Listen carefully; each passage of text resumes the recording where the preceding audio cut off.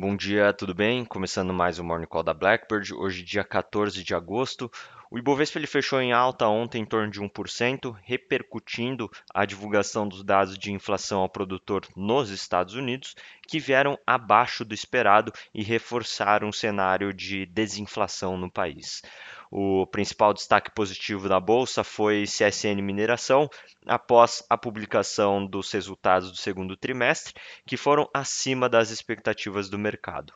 E por outro lado, o destaque negativo foi Natura, caindo em torno de 8,8% após a empresa reportar resultados do segundo trimestre e anunciar um pedido equivalente à recuperação judicial no Brasil da sua subsidiária Avon Internacional.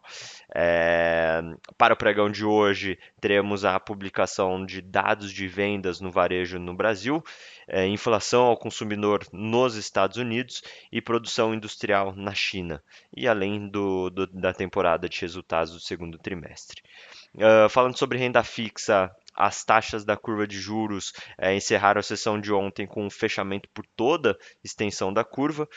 No Brasil, os membros do Banco Central reforçaram o comprometimento da autarquia com o controle das expectativas de inflação. Além disso, ressaltaram que o Banco Central segue dependente de dados, né, para a tomada de decisões futuras. Nos Estados Unidos, o índice de inflação ao produtor acelerou 0,1%, abaixo das expectativas do mercado, o que abriu espaço para a tomada de risco global. E falando sobre os mercados globais, nesta quarta-feira, os futuros nos Estados Unidos abrem sem uma direção definida. Na Europa, as bolsas elas operam em alta, em torno de 0,2, 0,3%, impulsionadas por empresas de consumo discricionário, enquanto empresas de mineração são detratoras, influenciadas pela queda do preço do minério de ferro. Na China, as bolsas elas fecharam em queda, após também a divulgação de dados de crédito ruins. E a temporada de resultados ela perde um pouco de força nessa semana.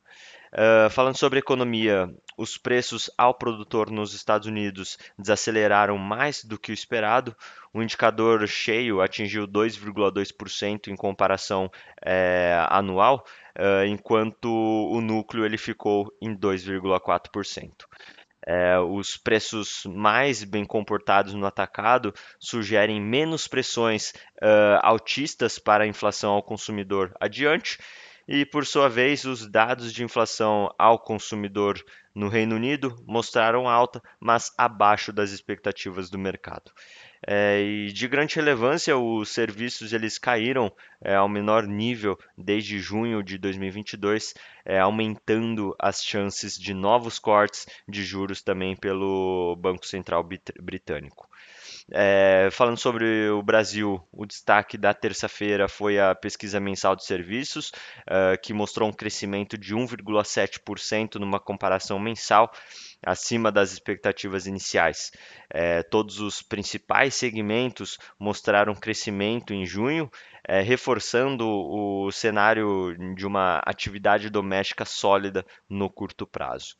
E na agenda do dia, destaque para a divulgação do índice de preços ao consumidor, o CPI, né, nos Estados Unidos.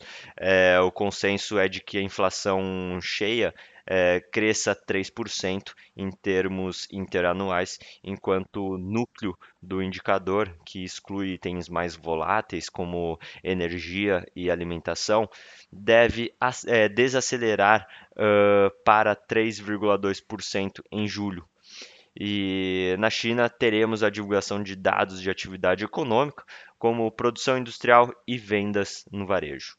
E no Brasil, o principal indicador desta quarta-feira é a pesquisa de vendas no varejo, com expectativa de queda de 0,1% no varejo restrito e alta de 1,5% no ampliado.